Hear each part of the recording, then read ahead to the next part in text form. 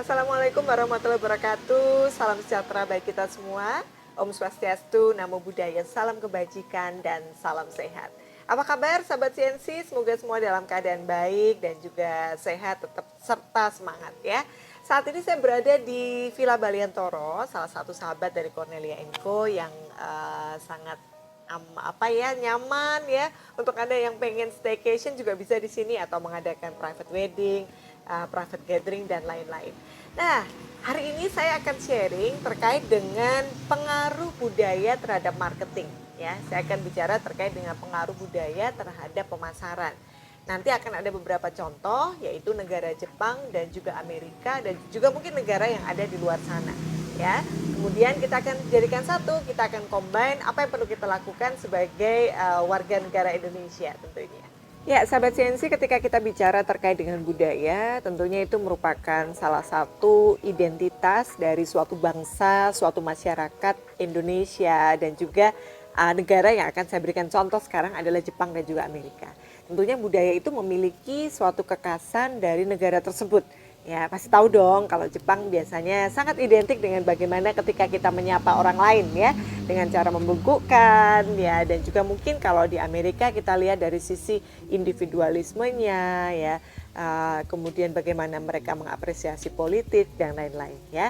Jadi kita bicara bahwa budaya itu merupakan identitas nasional. Nah, ada satu literatur yang akan saya bagikan yaitu dari Lin and Kalwani, yaitu sebuah studi judulnya adalah Culturally Contingent Electronic Word of Mouth Signaling and Screening ya, sebuah comparative study of product reviews in the United States and also Japan ya. Dan artikel ini berisi tentang perbandingan perilaku konsumen Amerika dan juga Jepang dalam kegiatan jual beli. Dan menurut saya sangat penting untuk kita pelajari sama-sama ini. Untuk Anda PR enthusiast, marketing enthusiast, ya kita belajar bagaimana sih ternyata budaya itu sangat berpengaruh terhadap kegiatan pemasaran ataupun jual beli. Dalam studinya Lin and Kalwani ada 5 identitas nasional. Yang pertama adalah long term orientation atau orientasi jangka panjang. Kemudian yang kedua adalah uncertainty avoidance. Jadi bagaimana masyarakat itu menghindari ketidakpastian ya. Kemudian yang ketiga adalah individualism. Kemudian yang keempat adalah indulgence atau kesenangan, dan yang kelima adalah power distance atau jarak kekuasaan. Nah, ini sangat terlihat sekali di budaya di Jepang dan juga di Amerika dan juga Indonesia sendiri. Bagaimana kita menyikapi atasan kita, nanti kita bincang-bincang sama-sama ya. Sahabat CNC, ketika kita bicara terkait dengan identitas nasional ini, ada perilaku konsumen yang mendasarinya berdasarkan studi dari Lin and Kalwani ini. Ada 5 ya. Yang pertama adalah long term orientation atau orientasi jangka panjang.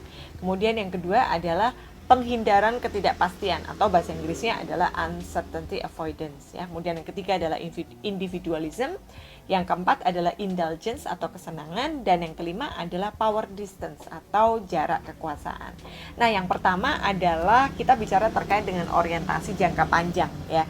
Ini adalah sebuah perusahaan atau juga mungkin organisasi yang sangat memupuk keberlanjutan dari tradisi tersebut gitu ya. Nah, ini Jepang sangat identik dengan orientasi jangka panjang yang tinggi ini ya.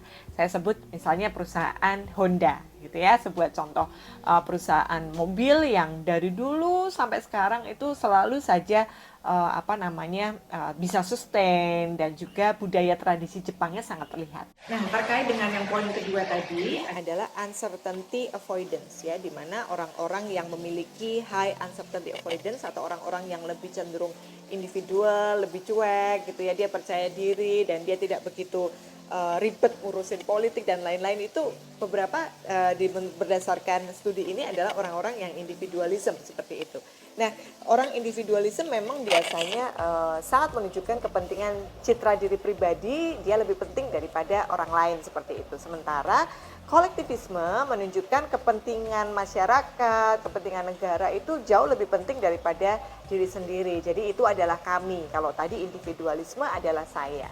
Nah, contoh negara yang menerapkan kolektivisme ini adalah Jepang dan juga Indonesia ya. Contohnya nih yang paling kelihatan di era digital seperti ini, contoh ketika ada review positif di sosial media, di website dan lain-lain. Kadang-kadang kita cenderung mikirin, oh tadi kayaknya dia bilang gini bagus juga ya, atau seperti itu seperti apa. Sementara kalau orang-orang yang di negara individualisme itu tidak begitu memperhatikan opini influencer atau apa gitu ya. Nah kalau di kolektivisme ini cenderung sangat concern terhadap pemikiran dari konsumen atau orang lain karena tadi kolektivisme. Kemudian yang selanjutnya yang keempat adalah kesenangan atau indulgence ya. Jadi yang tadi sudah disampaikan, yang pertama adalah orientasi jangka panjang ya, kemudian uncertainty avoidance, kemudian individualisme, dan yang keempat adalah indulgence atau kesenangan. Nah ini memiliki arti yang sangat luas sebetulnya, di mana ada negara atau masyarakat tertentu yang mereka sangat bebas gitu ya, segala macam, tidak begitu banyak aturan sosial, norma dan lain-lain. Sementara ada juga negara yang sangat membatasi budaya atau juga norma atau tindakan. Contohnya di Indonesia seperti ini. Tapi selalu kita percaya bahwa segala sesuatu itu pasti ada sesuatu yang baik ya, di mana kita dibatasi oleh aturan, di mana kita dibatasi oleh, kalau orang Jawa mungkin ada unggah-ungguh seperti itu ya. Nah itu juga mempengaruhi dari marketing ya, mempengaruhi dari proses jual beli, proses pemasaran yang kita lakukan, di mana kita juga harus ada empati pada orang lain dan lain-lain. Sekarang saya masuk ke yang terakhir nih ya, yaitu jarak kekuasaan atau power distance. Nah, ada di beberapa negara itu yang memang organization culture-nya itu tidak ada jarak gitu ya antara pimpinan dengan bawahan. Sementara ada di beberapa negara yang kita sebut saja Jepang tadi, itu sangat memiliki power distance yang sangat tinggi gitu ya, di mana kita itu sangat 86 gitu ya, hormat dengan pimpinan kita. Nah mungkin kalau di Indonesia mungkin kita bisa lihat power distance itu ada di angkatan bersenjata seperti itu ya, kepolisian dan lain-lain itu sangat menerapkan power distance seperti ini. Nah jadi memang budaya itu sangat berpengaruh terhadap kegiatan marketing atau juga kegiatan operasional dalam perusahaan tersebut gitu. Tergantung dari mana kita berada dan bagaimana kita mengaplikasikan untuk kebaikan perusahaan kita. Sahabat CNC, itu tadi kita sudah bincang-bincang bareng-bareng terkait dengan betapa pengaruh budaya itu sangat berpengaruh terhadap kegiatan marketing ataupun operasional perusahaan kita. Tinggal kita sesuaikan nih, kita berada di negara mana, perusahaan kita seperti apa. Ada 8P yang perlu kita perhatikan ya, yaitu product, price, place, promotion, people, kemudian productivity, physical evidence dan juga policy ya. Policy ini sangat berpengaruh di era zaman sekarang, apalagi kita masih PPKM. Kita berharap semoga COVID segera melandai dan segera menghilang dari negeri ini sehingga kita bisa segera berjumpa darat kembali ya. Oke, terima kasih banyak untuk Anda yang sudah berpartisipasi di kesempatan Cheers sore hari ini. Satu pesan saya untuk Anda terkait dengan budaya marketing ini, bagaimana budaya berpengaruh terhadap marketing, maksud saya kita harus menerapkan think globally and act locally. Jangan lupa kalau kita memang orang Indonesia ya kita harus menerapkan sisi baik dari Indonesia kita ya. Dan kita mengambil sisi baik yang ada di luar negeri, perusahaan di luar negeri seperti apa, kedisiplinan misalnya, appreciate others dan lain-lain. Dan dari situ semoga kita bisa menjalankan operasional dan juga marketing perusahaan kita dengan baik. Oke? Baik, terima kasih. Saya Ayu Cornelia pamit. Kita bertemu di kesempatan Cheers selanjutnya. Stay healthy, stay safe, and stay tuned on Cheers.